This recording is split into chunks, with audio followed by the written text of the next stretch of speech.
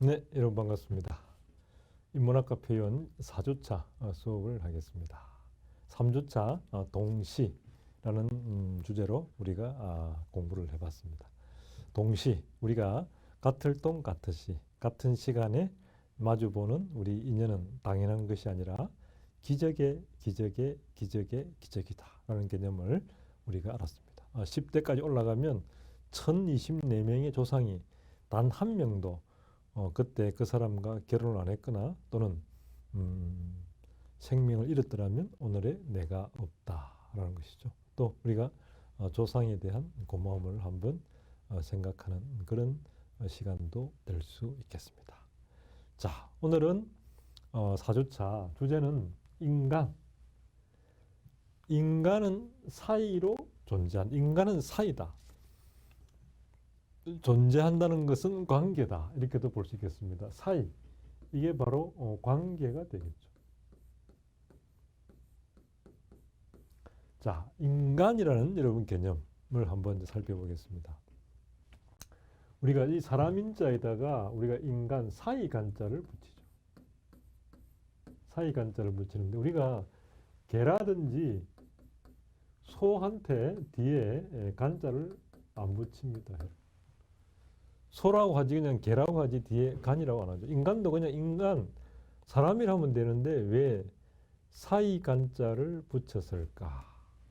여기에 우리가 존재의 비밀이 있다라는 것이죠.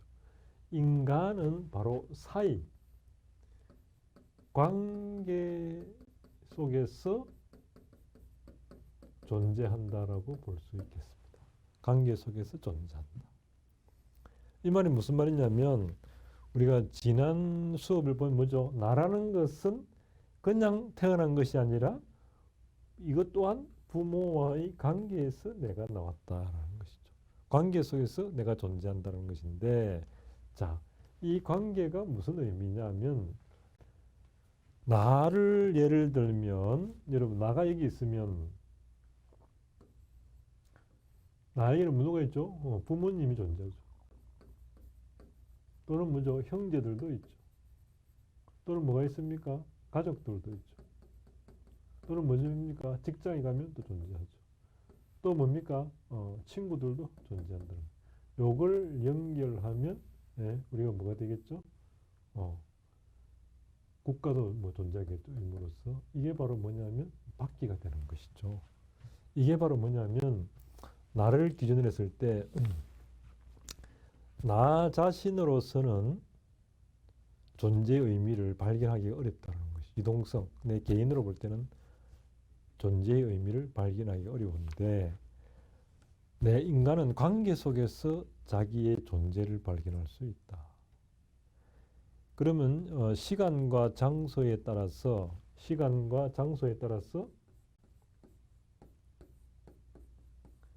나의 존재의 역할이 달라진다는 것이죠. 예를 들면 제가 지금은 뭘로 존재하냐면 여러분에게 강사로서 지금 교수로서 존재하고 있다는 것이죠. 나는 지금은 교수로서 강사로서 여러분에게 이제 교수로서 존재하고 있다. 이 수업이 끝나고 제가 이제 학교에서는 보직을 맡고 있죠. 직책을. 총장 비서실장 겸 평생교육원장 겸 원격 평생교육원장 겸 교육연수원장 겸 인문문화융합학과 학과장 겸 웰리스 인문학 전공 책임교수를 제가 맡고 있습니다. 한 5개 정도 보직을 맡고 있는데 바로 제가 이 강의가 시작될 때는 교수로서 강사로서 관계가 존재하고 이게 끝나고 제가 부서로 돌아가면 비서실장으로서 또는 평생교육원에 가면 평생교육원장으로서 관계의 의미가 존재한다는 거죠. 그게 맞는 각 사람들과의 사이에서 내가 존재한다라고 볼 수 있겠죠. 물론 내가 집으로 가면 남편으로서 또는 아버지로서 관계가 존재한다. 부모님을 만나면 아들로서 또 관계가 존재한다. 형님을 만나면 동생으로서 관계가 존재한다. 그 행복한 사람은 어떤 사람이냐? 바로 그 관계가 튼튼한 사람이 행복한 사람이다. 이렇게 볼 수 있겠죠. 바로 이 사이가 여러분 튼튼한 사람이 행복한 사람이다. 존재한다는 것은 바로 뭐다? 사이, 관계 속에서 존재한다라고 볼 수 있겠죠. 그러면 바로 행복한 사람은 그럼 어떤 사람이냐?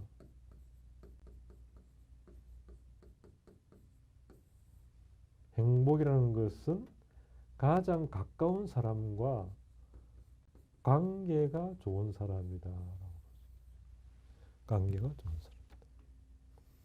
예를 들면 제가 여기서 수업이 끝나고 부서로 돌아가면 또 우리 직원들하고 좋은 관계, 서로가 예를 지키고 서로가 서로를 위해주고, 또 가정으로 돌아갔을 때도 가정에서도 서로가 서로를 위해주고 예가 작동된다면 바로 그 자리가 천당이다.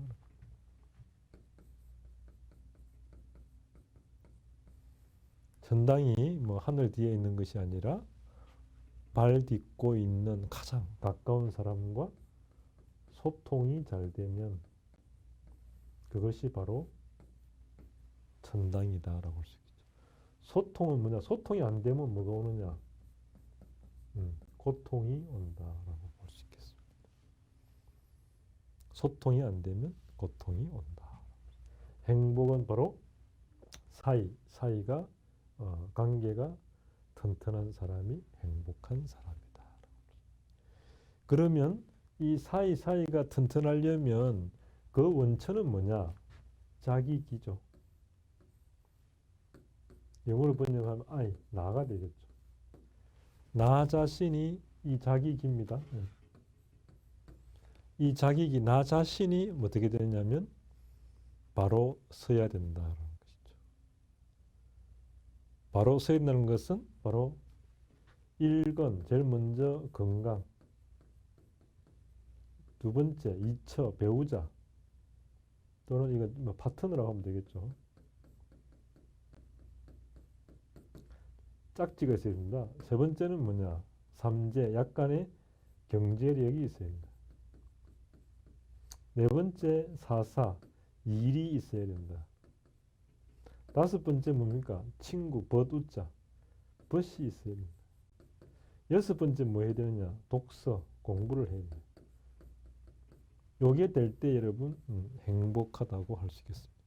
건강 여러분 당연하죠. 1건 짝지, 파트너, 그다음에 경제력, 그다음에 일이 있어야 되고 친구가 있어야 되고 독서를 해야 된다. 바로 이것이 우리가 행복하기 위한 방법이라고 할 수 있겠습니다. 행복의 방법을 우리가 이야기했다. 1건, 2처, 3재, 4사, 5후, 6독, 독서를 해야 된다. 독서는 뭐가 같느냐면 독서는 뭐가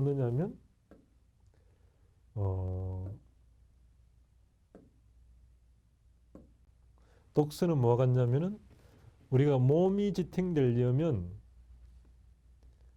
탄수화물, 지방, 단백질은 필수 영양소가 있어야 되고 건강을 해야 되죠. 마찬가지로 여러분 밥을 하루에 한 끼 많이 먹으면 평생 안 먹어도 됩니까? 아니죠. 하루에 3끼씩 먹어줘야 되죠. 독서도 마찬가지로 오늘 한번 책 한 권 읽었다고 나는 다 안다. 평생 안 읽으면 되느냐? 그렇지 않고 독서 또한 평생 여러분 인문학 공부를 해야 된다. 관 뚜껑 닫을 때까지 바로 끊임없이 나 자신을 성공이 아니라 성장으로 발전시켜 나가는 것이 인문정신이다라고 할 수 있겠죠. 자, 바로 인간할 때 간이 바로 뭐냐? 사이 속에 존재한다는 것이죠. 여러분 데카르트가 뭐라고 얘기했죠? 나는 생각한다, 고로 존재한다라고 이야기했죠. 물론 그 말이 뭐 틀린 말도 아닌데 여기서 한 번 더 생각해 보면 나는 생각한다, 고로 존재한다. 또 생각할 수 있겠지만 나는 존재한다, 고로 생각한다라고 할 수 있겠죠.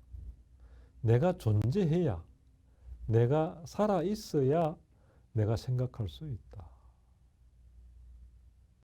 그래서 일건 건강이 중요한 이유가 바로 여기에 있다라고 볼 수 있겠습니다. 자, 존재한다는 관계 속에 존재한다라는 걸 우리 개념을 잡았고, 이 부분을 여러분 그 시로 잘 표현한 게 뭐냐면 김춘수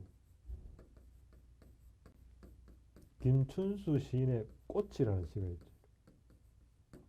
이 꽃이라는 시가 인간은 바로 사이, 관계, 의미를 통해서 존재한다는 것을 아마 시 중에서 가장 잘 표현한 시는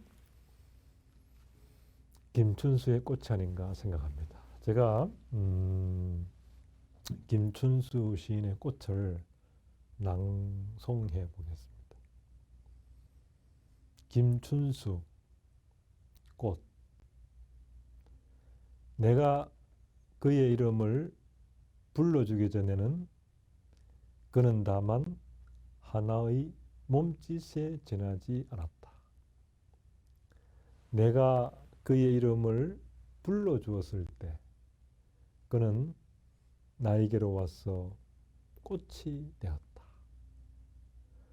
내가 그의 이름을 불러준 것처럼 누가 나의 빛깔과 향기에 알맞은 이름을 불러다오. 그에게로 가서 나도 그의 꽃이 되고 싶다. 우리들은 모두 무엇이 되고 싶다. 나는 너에게, 너는 나에게 잊혀지지 않는 하나의 의미가 되고 싶다. 네, 여러분, 김춘수 시인의 꽃. 여러분, 이거는 아무리 우리가 참 그 세월이 지나고 해도 우리에게 가슴 속에 남아있는 시다라고 볼 수 있겠죠. 존재한다는 거에 가장 잘 표현한 시는 바로 이 김춘수의 꽃이 되고, 동서양의 학자들이 모여가지고 바로 이 존재에 대해서 가장 잘 표현한 것은 불교에서 말하는 공이라고 할 수 있겠습니다. 이 공사상이 잘 표현해냈다고도 할 수 있겠죠. 이 공이라는 게 바로 존재에 대해서도 아주 잘 표현했다. 동서양의 학자들이 동의하는 대목이다. 김춘수의 꽃이라는 시가 바로 우리의 관계, 인간이라는 것은 김춘수 꽃. 내가 그의 이름을 불러주기 전에는 그는 다만 하나의 몸짓에 지나지 않았다. 내가 그의 이름을 불러주었을 때 그는 나에게로 와서 꽃이 되었다. 내가 그의 이름을 불러준 것처럼 누가 나의 빛깔과 향기에 알맞은 이름을 불러다오. 그에게로 가서 나도 그의 꽃이 되고 싶다. 우리들은 모두 무엇이 되고 싶다. 나는 너에게, 너는 나에게 잊혀지지 않는 하나의 의미가 되고 싶다. 여러분, 그죠? 이 시를 보면서 우리가 느낄 수 있는 것은 내가 그의 이름을 불러주기 전에는 그는 다만 하나의 몸짓에 지나지 않았다. 여러분, 다른 이야기가 뭡니까? 인간은 관계 속에 존재하기 때문에 만약에 이 지구상에 모든 사람이 다 죽어버리고 내 혼자만 살아있다. 여러분 성공이 무슨 의미가 있고 화장을 할 이유는 뭐가 있고 여러분 뭐 아무리 좋은 호텔에 있다고 해서 이러면 행복하겠습니까? 인간은 관계 속에서 행복하도록 되어 있다는 것이죠. 그게 진화 심리학에서도 이제 사회 심리학에서 밝히는 게 인간이 이제 그 지구가 한 50억 년 전 25년부터 세포에서 인간이 진화해 오면서 이 인간은 어떨 때 가장 행복하느냐? 인간이 가장 행복할 때는 좋은 사람과 함께, 마음에 드는 사람과 함께 맛있는 음식을 먹을 때 가장 행복하다.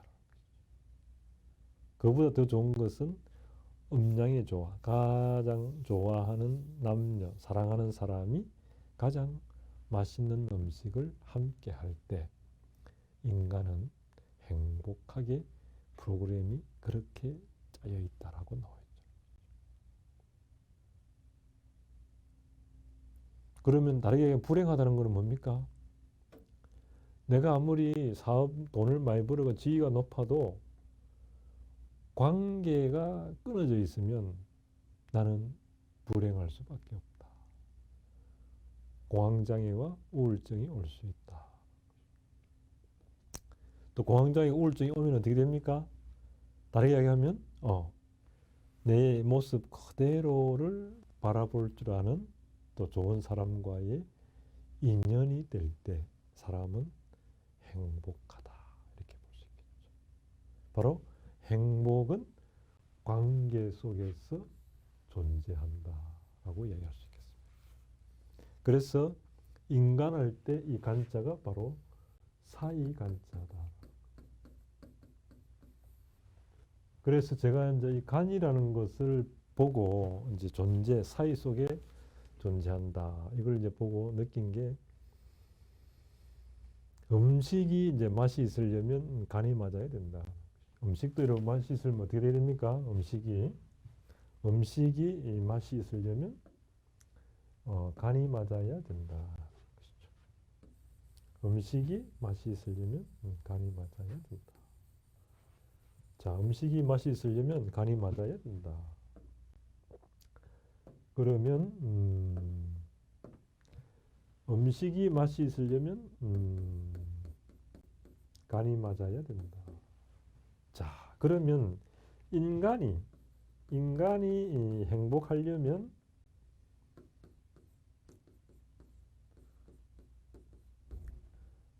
네 가지 간이 필요하다라는 것이죠. 간이 맞아야 된다. 뭐냐? 제일 먼저 함께하는 시간. 여러분 시간이 맞아야 되죠. 두 번째는 뭐냐? 머물고 있는 공간이 같아야 된다. 공간이 같아야 된다. 세 번째는 뭐냐? 마주보고 있는 당신, 인간이 마음에 들어야 된다. 인간이 마음에. 이게 바로 뭐냐? 함께 하니까 이 모든 게 뭡니까? 순간이 되는 거죠. 이 순간이 행복해야 되는 거죠. 그래서 이 순간이 모여서 바로 인간의 삶이 된다라고 볼 수 있겠죠. 인간의 인생이 된다라고 볼 수 있겠죠.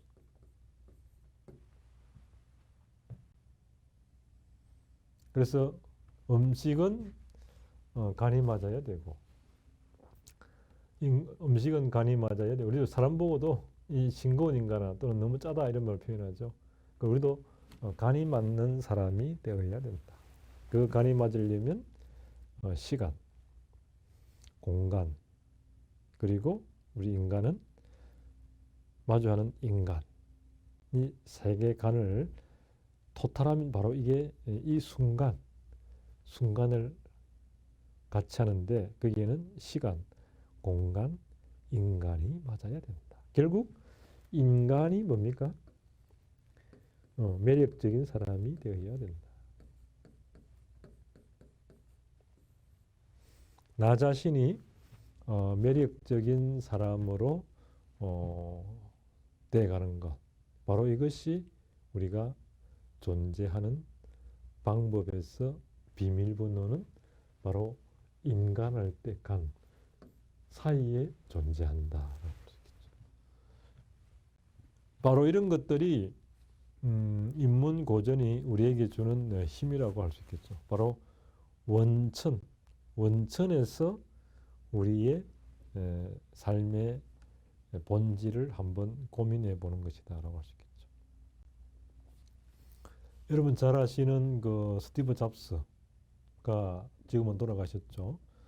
그분이 우리에게 남긴 말씀은 뭐 어마어마하죠. 지금 스마트폰 이런 것들은 이제 새로운 문명을 열었죠. 스티브 잡스가 한 유명한 말이 뭐가 있죠? 나는 애플의 모든 기술을 소크라테스와 함께 식사를 할 수 있다면 나는 그것을 다 줘도 아깝지 않다라고 얘기했죠. 바로 고전에서 또는 성현들의 말씀에서 또는 현인들의 말씀에서 우리는 문제의 근원으로 접근해서 문제를 해결할 수 있는 방법을, 영감을 얻을 수 있다라고 할 수 있겠습니다.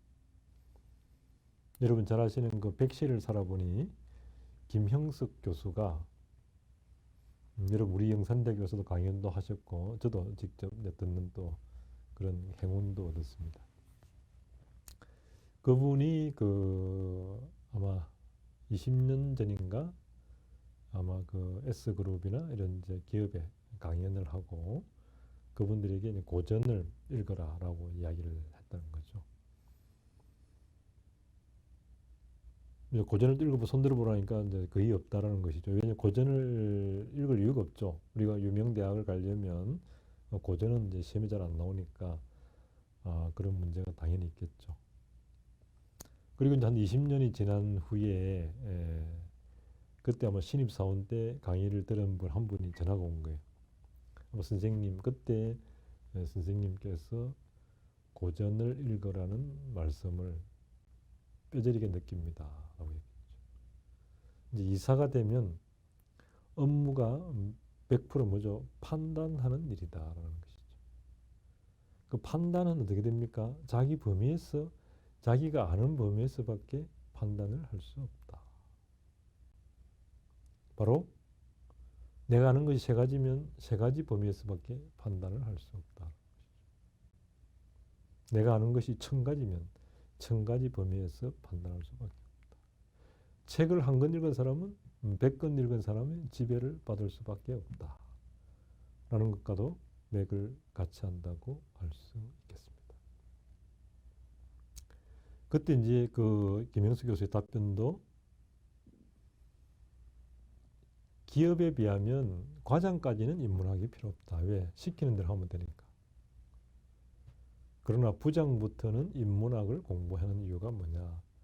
시키는 일을 하는 것이 아니라 창조를 해 나가기 때문에 그렇다. 여러분 기업이라는 그 기자가 사람인자에 이게 거칠지지 않습니까? 사람인자에 거칠지. 기업이라는 게 뭐죠? 기업이라는 게 사람이 멈춘다. 멈추었으면 뭡니까? 곰곰하게 생각해서 탁 아이디어가 떠오르는 그걸 상품화해내는 것이 기업이죠. 기업은 아이디어를 내는 그걸 가지고 뭡니까? 또 개발도 하는 거죠. 바로 생각하는 거. 남이 시킨 대로 하면은 과장까지는 되는데 부장부터는 자기가 새로운 아이디어를 내서 문제를 해결하고 치고 나가야 된다는 것이죠. 그러기 위해서는 뭡니까? 먼저 살았던 사람들의 말씀, 고전을 통해서 영감을 얻을 수 있다.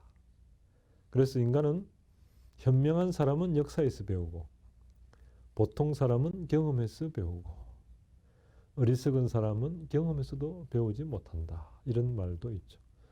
논의에서도 이제 그 이야기가 나오는데 그 부분은 또 제가 논어 수업이 올 때 고전들에서 공부하도록 하겠습니다.